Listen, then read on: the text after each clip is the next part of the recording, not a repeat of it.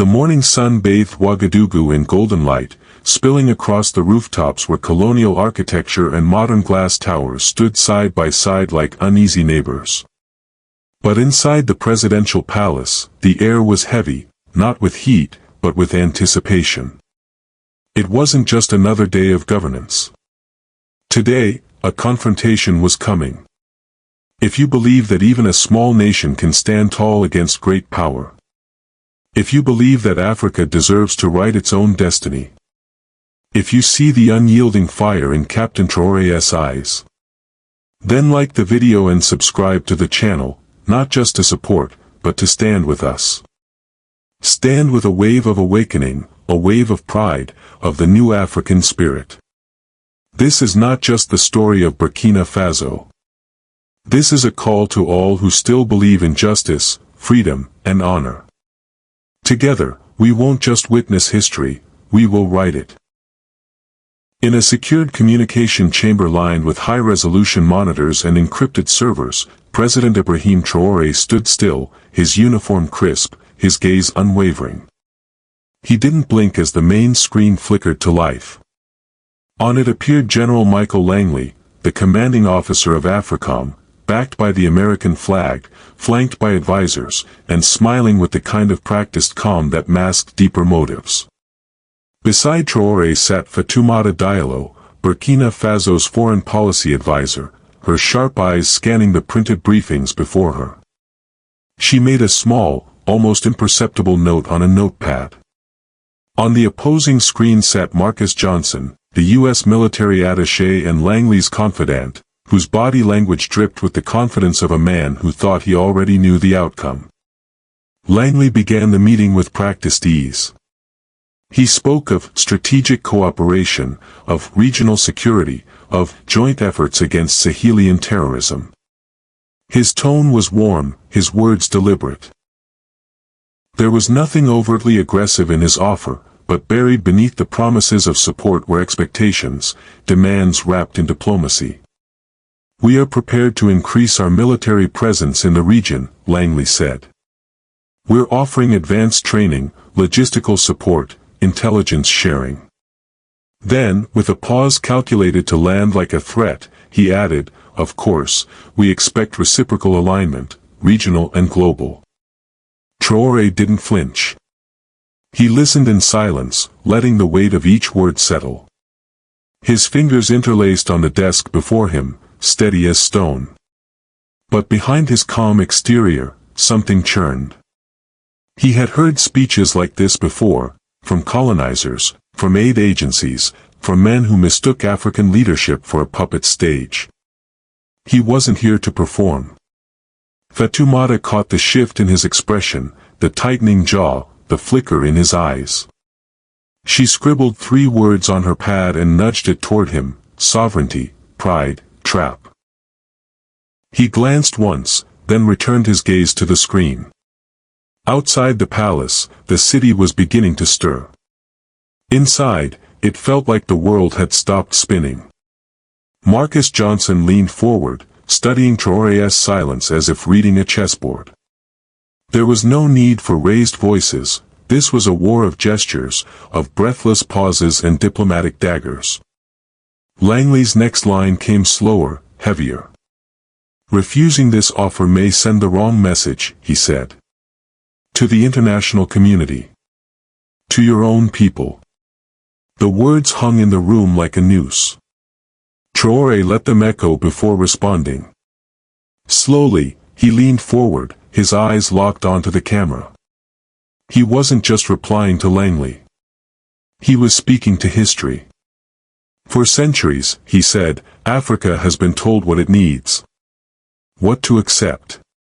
What to fear. But I didn't come here to beg. I came to build. Langley's smile faltered for a moment, and Marcus blinked. Traoré continued, his voice rising just enough to cut the air. You offer protection. But at what cost? You speak of partnership. But I see only pressure. And I'll tell you this, General, Burkina Faso is not for sale. Silence. A long one.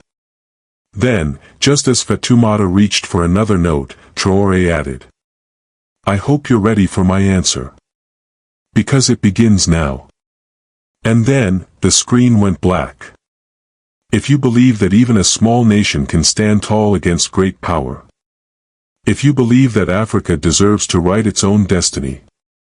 If you see the unyielding fire in Captain Traoré's eyes. Then like the video and subscribe to the channel, not just to support, but to stand with us. Stand with a wave of awakening, a wave of pride, of the new African spirit. This is not just the story of Burkina Faso. This is a call to all who still believe in justice, freedom, and honor. Together, we won't just witness history, we will write it. Fatoumata leaned slightly toward Traoré, her voice barely a whisper. "They're trying to intimidate us." He nodded once, almost imperceptibly, but didn't reply. His silence was not weakness, it was calculation. This wasn't just about diplomacy anymore. This was about dignity. About drawing a line no foreign general could cross. He reached forward and adjusted the camera once more, centering his face in the frame. When he finally spoke, it was not with anger, but with steel. His gaze fixed on the screen, where the American general loomed in close-up. "General," Traoré began, calm but cutting, "when was the last time you asked Africans what they truly need?" The question struck like thunder. Even through the digital delay, the silence was deafening. On the American side, Marcus Johnson glanced at Langley with barely hidden tension. A bead of sweat formed on his temple. Marcus tried to speak, jumping in to defend the U.S. position. But Traoré raised his hand, not with aggression, but with firm authority. The interruption was final. His voice resumed, steady and sharp. "For generations, our people have been told what to accept. What to fear. What to give up. The language changes, the flags change, but the pattern remains. Promises of help, followed by chains." Langley's brows furrowed. He shifted in his seat. His carefully controlled calm was starting to crack. Fatoumata watched with the precision of a hawk. Her pen stopped moving. Her eyes narrowed. She knew this moment would be remembered. Not as a speech, but as a stand. Across the screen, Marcus leaned in again, trying to steer the conversation back to pleasantries. But his words bounced off the wall of Traoré's presence.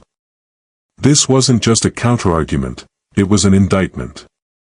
Traoré pressed on, citing specific cases, military bases, intelligence missions, humanitarian fronts turned covert operations. His voice gained rhythm, like a drumbeat in the distance.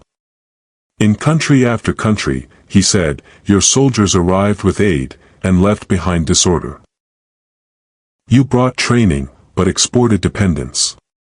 You called it peace. We lived the aftermath." Langley's discomfort became visible. His eyes darted toward someone off-screen. He had not expected this level of command, not just in voice, but in knowledge. In conviction. At the height of the silence, Traoré paused. He stared directly into the lens. "We are not your enemies, General," he said slowly, "but we will never again be your subordinates." The word struck the air like a verdict. No one moved. Not in Ouagadougou. Not in Washington. The conversation shifted. Traoré didn't stop with criticism, he elevated the moment. He spoke of African leaders who resisted, who were buried nameless but left legacies. Of ancestors who bled for borders not drawn by them. Of children who still carried the weight of debt they never owed. He mentioned Lumumba, Sankara, Nkrumah. Not as martyrs, but as warnings. If you believe that even a small nation can stand tall against great power. If you believe that Africa deserves to write its own destiny. If you see the unyielding fire in Captain Traoré's eyes, then like the video and subscribe to the channel, not just to support, but to stand with us. Stand with a wave of awakening, a wave of pride, of the new African spirit. This is not just the story of Burkina Faso. This is a call to all who still believe in justice, freedom, and honor. Together, we won't just witness history, we will write it. Langley didn't speak. Not right away. When he finally responded, his voice was low, cautious. We have always acted with good intentions. Traoré's smile was faint, almost pitying. Intentions don't heal nations. Action does. He answered with data, with history, with names and dates. There was no room left for doubt, no crack to slip a lie through. Marcus tried once more to rescue the conversation. But his words were thin now, paper against fire. Traoré paused again. He looked directly into the lens. Not just at Langley, not just at the room across the ocean, but at something greater. Something older. We are a continent rich in culture, in soil, in spirit. But we are tired of being treated like pawns on your global chessboard. And in that silence, something ancient awakened. It's time to change that. Those 6 words fell like a final chord in a symphony of defiance. For a moment, the American general hesitated, visibly. As if reassessing everything he had brought into that room. Across from him, Fatoumata caught the shift. Her lips curled into a quiet smile. Traoré wasn't just standing his ground, he was gaining it. Sensing the momentum, Traoré pressed forward. His voice remained calm, but his tone had sharpened into something resolute. He spoke of a different kind of alliance, one not rooted in control, but in cooperation. A partnership between equals. A relationship of shared benefit and mutual respect.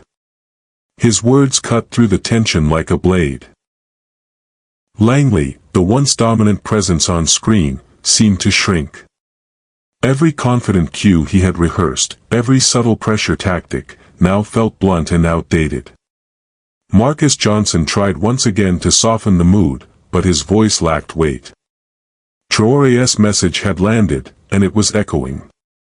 As the room's energy peaked, Traoré introduced his alternative, a framework of cooperation that did not sacrifice sovereignty for security. He detailed a roadmap where Burkina Faso could work alongside the United States, but on terms that preserved dignity, not dependency. Each proposal was grounded in realism, fairness, and above all, respect. Langley didn't respond right away. He blinked, then stared, unsure, perhaps, of how to process what he was hearing. He had led negotiations on 4 continents. He had outmaneuvered generals, ministers, even kings. But now, faced with a young African leader armed not with weapons, but with unwavering clarity, he faltered. And even through the digital barrier, Traoré's presence loomed. Marcus tried once again to step in, his tone light, almost pleading. But the moment had shifted. Traoré had taken control of the narrative, and no attempt at soft diplomacy could wrest it back. "We are not your enemies, General," Traoré said again, slower this time. "But we will not be your subordinates either. Let us work as equals, or not at all." The silence that followed was heavier than any rebuke. Even the aides in the background, those managing feeds, monitoring transcripts, froze. Langley's eyes narrowed, not in anger, but in thought. For the first time, he truly listened. And Fatoumata saw it. She allowed herself the smallest gesture of satisfaction, her fingers drumming once on the table, then still. Marcus looked down, perhaps out of discomfort, perhaps in acknowledgement. The words had done their damage. And they had also done something else, cracked open a new space.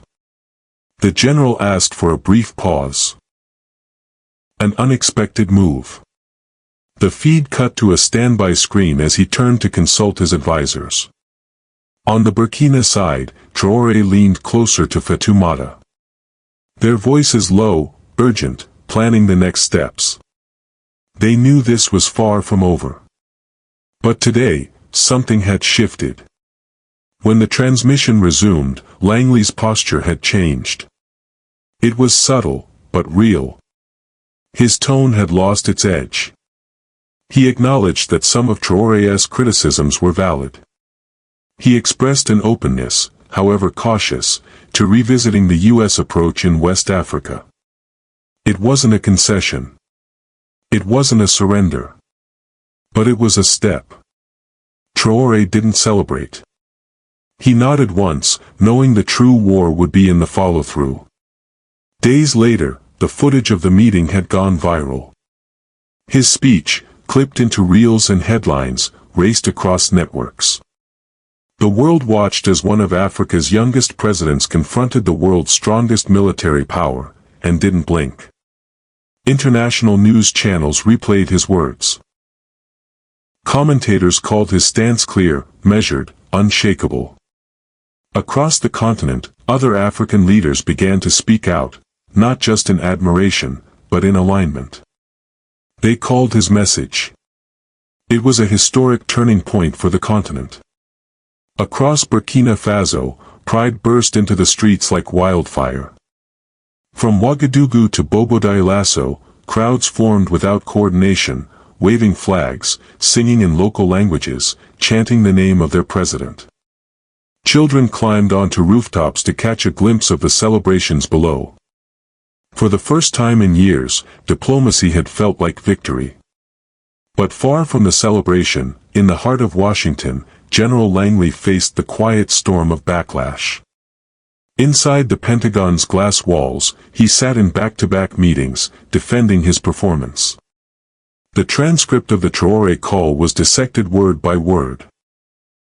Senior officials questioned how AFRICOM, with all its resources, could be so blindsided by a young leader from a country most couldn't place on a map. Langley, though frustrated, did not deflect.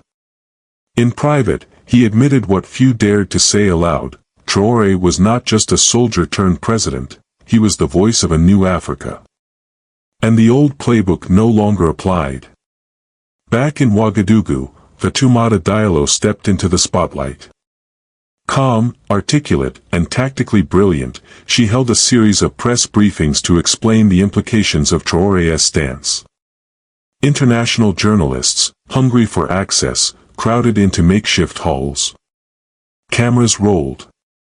Her tone was steady, her message clear. This was not just a diplomatic moment, it was a continental awakening. This isn't about one man, she said to a room full of flashing bulbs. This is about generations who said no more. And finally, someone listened. Meanwhile, Traore remained grounded, declining interviews, avoiding triumphalism. When asked by a Pan-African news outlet about the global praise, he simply replied, "This is not my victory. It belongs to the people, the ones who refuse to kneel to injustice." But behind the humility, he worked with urgency. He launched new initiatives aimed at strengthening regional cooperation, real, African-led development that didn't rely on foreign strings. He called for a new dialogue space, one not hosted in Paris or Washington, but in Bamako, Accra, Addis Ababa. Places where African futures could be written by African hands. The ripples spread fast. In neighboring countries, ministers requested closed-door meetings with Traore's team. Conversations began, small at first, about forming a regional bloc to reduce dependence on outside powers. At the next West African summit, Traore stood tall among older presidents and laid out a vision for a new alliance. Not as a preacher, but as a peer. And people listened. Even outside the halls of power, his words sparked something. In Nairobi, students staged debates on sovereignty. In Kinshasa, murals of Traore appeared overnight. In Dakar, Street poets turned his speech into verses recited in marketplaces. His name traveled not as propaganda, but as promise. Yet Traore knew the applause would not last. Behind the camera flashes and diplomatic smiles, the pressure remained. Western nations, caught off guard, recalibrated. Offers returned, this time laced with subtler hooks, investment packages, defense guarantees, trade incentives. He saw through them all. The tactics had changed, but the intent hadn't. Still, he didn't flinch. To him, the meeting with AFRICOM wasn't an ending. It was the opening chapter in a struggle that would span years. He once told Fatoumata, in a rare moment of pause, power listens when dignity speaks. But it doesn't like what it hears. Months passed, but the echo of his speech did not fade. University classrooms in Europe and the U.S. began referencing it in discussions on international relations. African youth quoted him in protest chants. Artists transformed his message into songs, murals, and poetry. His voice had become more than politics, it had become symbol. And even General Langley, once at the center of the storm, changed course. Bruised by criticism but not broken, he initiated internal seminars within AFRICOM. Sessions designed not to reinforce power, but to unlearn bias. To understand the difference between aid and autonomy. Between allies and equals. Marcus Johnson was reassigned quietly. No press release, no ceremony. Just a new office and a different title. But he didn't leave empty-handed. He carried something deeper than a mission report, he carried a lesson. Words, he now knew, could shake foundations more than missiles. And sometimes, the sharpest strategy wasn't silence or strength, but listening. Though no longer in the spotlight, Marcus became an unlikely advocate. He pushed gently. Inside closed rooms and sterile conference halls, for a diplomacy rooted in mutual respect. He never mentioned Traore by name. But the shadow of that meeting followed him. And he let it. Back in Ouagadougou, Fatoumata Diallo honored her promise to history. She penned a book, The Dawn of a New Africa. It was not a memoir of ego, but a record of resistance. Of tension and resolve. Of how a single meeting cracked open centuries of assumptions. The book became a sensation. Translated into a dozen languages, it found its way onto the desks of presidents, professors, and protesters. In its pages were not just strategies, but visions. She exposed the structural traps facing African nations and offered alternatives that didn't require compromise of dignity. Invited to speak across continents, Fatoumata never strayed from the message. This wasn't about Burkina Faso alone. It was about every nation still waiting to be heard on its own terms. As for Traore, he became more than a leader. He became a mirror for a continent searching for itself. He appeared at summits once closed to voices like his. At global economic forums, he spoke not of charity, but of equity. At security conferences, he didn't ask for troops, he asked for trust. And always, he returned to the idea that power meant little if it did not serve the people. In Geneva, he proposed a multipolar framework for development, one where African nations wouldn't have to choose between submission or isolation. He called for the creation of a global fund, one governed not by donor states, but by the very communities it aimed to serve. To many, it sounded revolutionary. To others, it sounded dangerous. But to the rising generation, it sounded right. If you believe in truth, courage, and the rise of a new Africa, then this is the channel for you. We share real stories, powerful moments, and bold leadership, like that of Ibrahim Traoré, who stands for unity, dignity, and African self-reliance. If this message resonates with you, don't forget to hit the like button, subscribe to the channel, and share this video with others who believe in a stronger, freer Africa. Your voice matters. Together, we amplify it. Across the continent, his voice ignited something. In universities, his quotes appeared on lecture slides. In protests, hand-painted signs bore his war. Ali, youth movements grew, not in his name, but in the spirit he awakened. In South Africa, students organized forums demanding curriculum reform. In Ghana, farmers formed new cooperatives under banners of local sovereignty. In Senegal, artists turned his speeches into murals that towered over city streets. Traore never claimed these movements. He didn't need to. He had already said what needed saying. Still, he remained acutely aware of the fight ahead. The world wasn't quick to change. The powers he'd confronted still wielded immense influence, economic, political, cultural. He knew that the cameras would turn away, that interest would wane. And that resistance, in time, would return cloaked in softer language. But he was prepared. He told Fatoumata once, walking through a village at dusk, "They'll come back. Not with tanks, but with temptations. With contracts. With handshakes. And we'll need to remember who we are." Years passed. But the legacy of that day remained. University lectures referenced it as a case study in modern diplomacy. Songs were written in its honor. Poems carved its words into stone. Even General Langley, long removed from the chaos, initiated internal AFRICOM seminars, no longer about control, but about context. He spoke to young officers about the value of listening before acting. It was his quiet atonement. And in the end, it was Traore's words, spoken not in defiance, but in clarity, that echoed longest. True strength does not lie in weapons or wealth. It lies in the courage to defend your principles, even when the world tries to silence you. Africa is rising, and nothing will stop this march toward dignity and freedom. And for years to come, that sentence rang like a drumbeat no empire could drown. The story of President Ibrahim Traoré is more than a tale of diplomatic triumph. It is a powerful reminder that integrity, courage, and unwavering self-respect can shift the balance of power. Even in a world dominated by superpowers. Traoré did not raise a weapon or shout slogans.